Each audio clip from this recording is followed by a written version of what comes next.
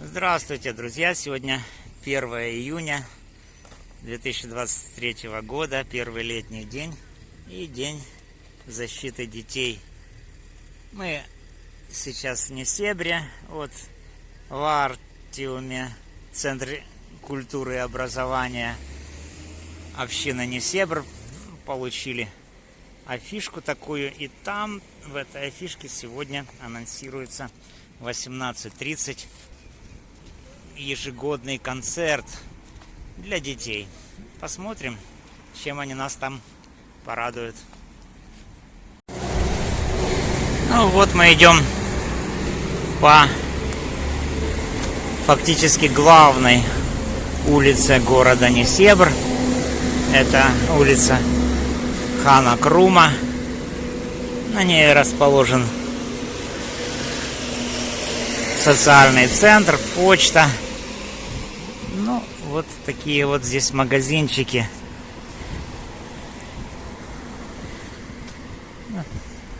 Дом отдыха Кышта Загостье.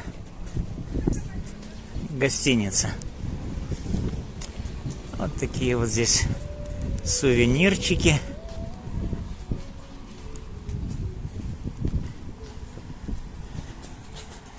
Вот это аллейка роз.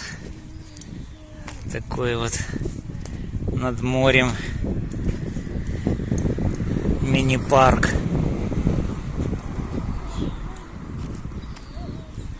Там вдалеке виднеется мельница, одна из достопримечательностей города Несебр. Там станция для лодок, катеров. Напротив причал. Ну, сейчас будем проходить. Вот табличка «Порт Несебр». Водичка течет, кстати. Вот яхт-порт. Такой вот перешеечек, который ведет на типа что-то полуострова. Несебр раньше назывался Несемврий. Такое древнее название, еще до византийское. Ну и византийское время тоже такое. Вот напротив это Святый Влас. Там, ну а вот с той стороны это Солнечный берег. Водичка уже, наверное, теплая. Уже, наверное, можно купаться. Вот. Что касается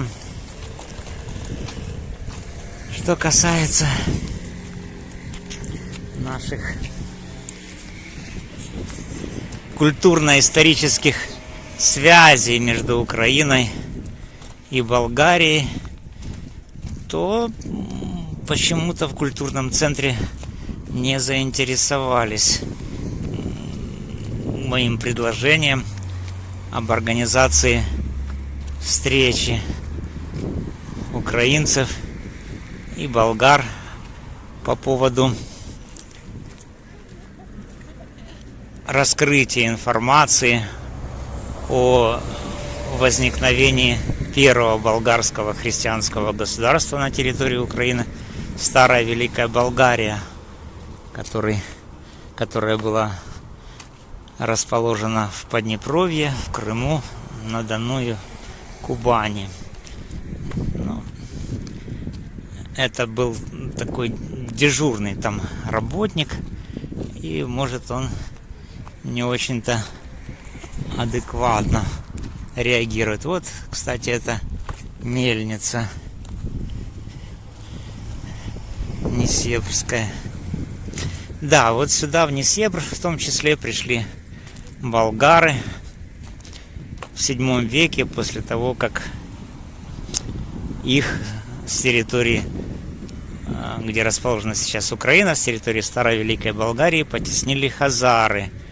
И сюда пришла орда под управлением хана Аспаруха. Хан Аспарух — это сын хана Кубрата, а хан Кубрат первый владетель старой великой Болгарии. И он похоронен в Полтавской области, Новосанжарский район, село Малая Перещепино, хан Кубрат. А вот хан Аспарух, приведший болгар сюда, вот в Дунайскую Болгарию, это его сын. Вот такая вот история. Тут кларнетист играет. Вот старый город Несебр, город мирового наследства культурного под охраной ЮНЕСКО. Вот развалины старой крепости Несебра. Там есть такая панель внутри с различными достопримечательностями их местоположения. Сейчас увидим. Вот вошли в старый город. Вот эти развалины изнутри. А вот здесь панорама Несебра. Тут вот мельница. Ну и очень много храмов. Вот такая карта города Несебр. Там вот музей исторический Несебра. Ну и тут различные бутики и магазинчики. Так вот выглядит средняя школа. С 1 по 4 класс детки здесь учатся болгарские в старом городе Несебр. Ну а старшие классы в средней школе имени Любина Каравелова в новом городе. Сейчас мы движемся по направлению к амфитеатру, где будет концерт для детей. Вот это церковь, по-моему, Успения Богородицы. Вот такое оно уже здание. Наверное, используется по назначению. Пока заходить не будем. Вот вход с этой стороны. Там, кстати, снимать нельзя.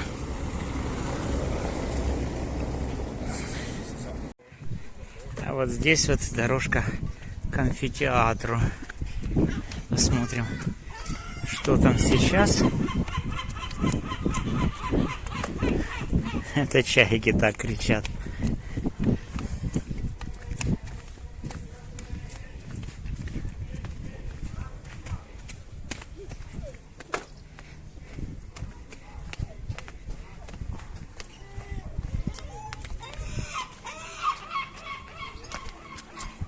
Вот он, амфитеатр. И, наверное, пока еще идет репетиция. Еще концерт не начался.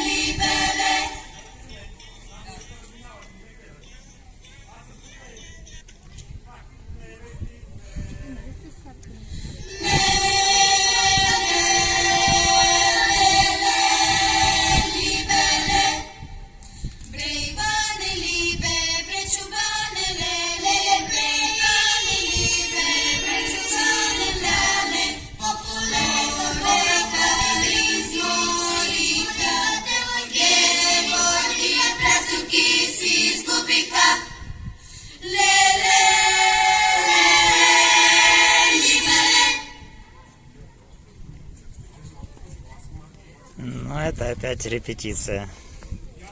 Почему? Люди, да? Заради учити ті сеструва, та от підався калоша дума.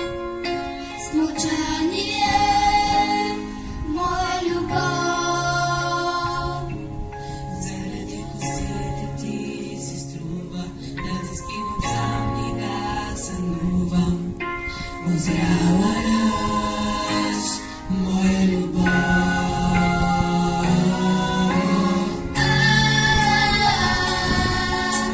Светло днес преживях ми да радостта.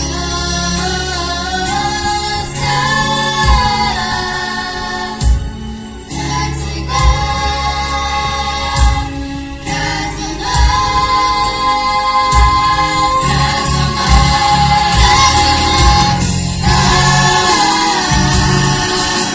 Светло днес наживях и вина, и съдба.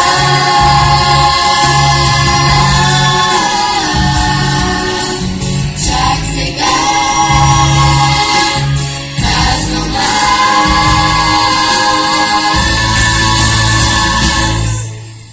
заради ръцете ти се струва да прегърна огън и да чувам. Виждати в мен, моя любов. Заради един човек се струва и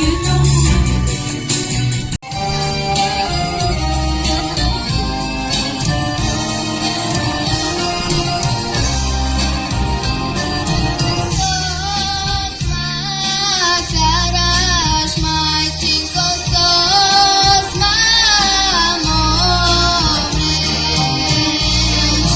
Дождь реже ме, майчинко, и заве. Благодаря. Следващото номер 13 с микрофон номер 6.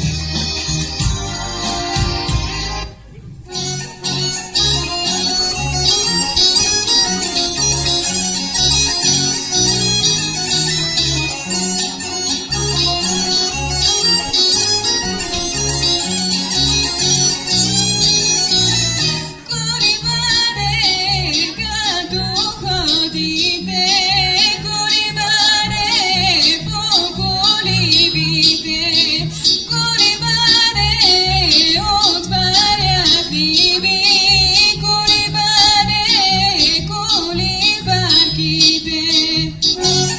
Мерси. Номер 15 с микрофон 2.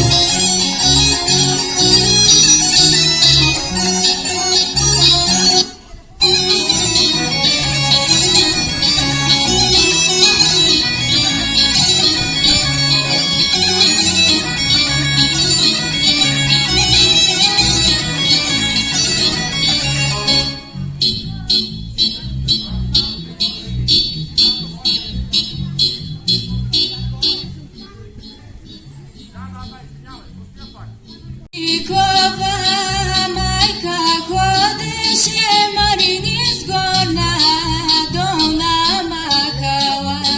Дивало Буда да бере, Марина дико да стои. Добре. Аплодисменти за нашите млади таланти. По-силно, по-силно.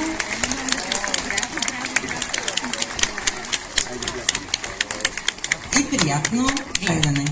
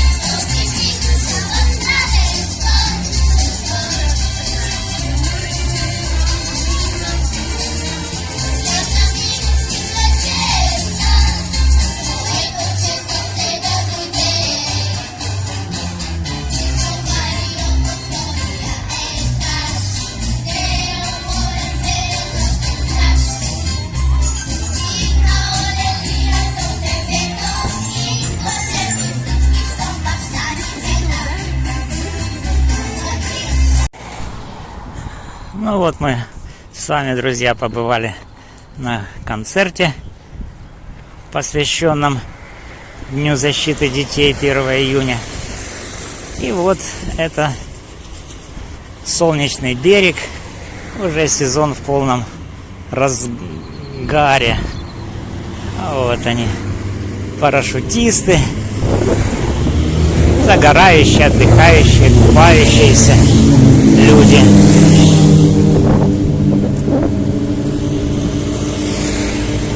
Что касается беженцев из Украины, ну, в общем, про себя можно сказать, что мы здесь, в Болгарии, я с семьей нахожусь с октября прошлого года, то есть 2022 года. Ну, поначалу мы поселились в отель по гуманитарной программе, там жили. За нас фонд ЕС платил компенсацию ательеру по 15 лева в сутки за каждого человека. То есть вот нас 3, я, жена и ребенок, и 45 лева каждые сутки ательеру было компенсировано за наше проживание и питание. Вот. Ну, в месяц это набегает где-то 600 евро компенсации за нас 3, проживающих в номере отеля. Неплохо так компенсирует. Но со временем программа изменилась, и, в общем-то, ательеру стало это невыгодно, особенно к зиме. Значит, нам пришлось съехать из отеля первого, в котором мы поселились, и переехали мы в другой отель. Программа также изменилась гуманитарно. Уже компенсация за питание не выплачивалась, поэтому только по 15 лева в сутки с человека компенсировали ательеру за проживание. Питаться уже пришлось за свой счет. Ну вот в таком режиме мы прожили всю зиму. И к началу летнего сезона, уже во втором отеле, ательеру, конечно же, невыгодно держать беженцев из Украины. И они предложили, ну, нам и другим беженцам из Украины переехать в отель, который зимний горный отдых в горах, там покататься на лыжах можно. Ну, в общем-то, не очень-то хотелось ни нам, ни другим беженцам туда перебираться, хотя можно было. В общем-то, и подумали и решили социализироваться, найти работу. Вот. Этот поиск увенчался успехом. Мы сейчас работаем в Солнечном берегу, проживаем. Такие вот условия у нас. Конечно, вспоминаем и следим, что же там происходит в Киеве, в Украине, как там погибают люди, погибают дети. Да. Ну, что еще можно сказать? Летний сезон, он характерен усиленным потреблением напитков. Ну, вы знаете, каких там: пиво, кока-кола, фанта, ну и другие. Часть из них в баночках, там, в бутылочках поставляются, а часть в бочках, ну, таких металлических, 30-литровых. Так вот, к каждой такой бочке положен баллон с газом.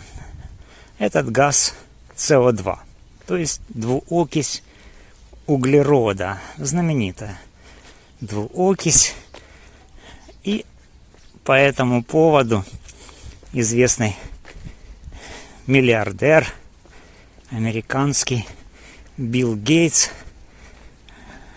составил формулу глобального потепления и всех напугал увеличением температуры, вызванным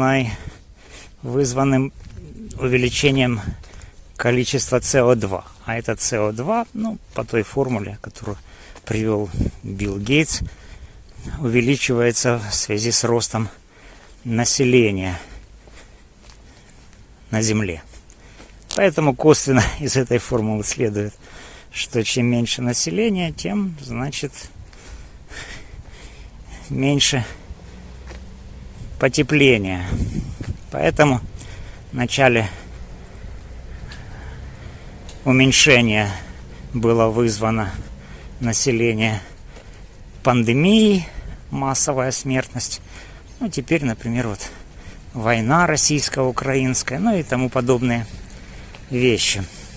Но, с другой стороны, если бы не было этих напитков, пива,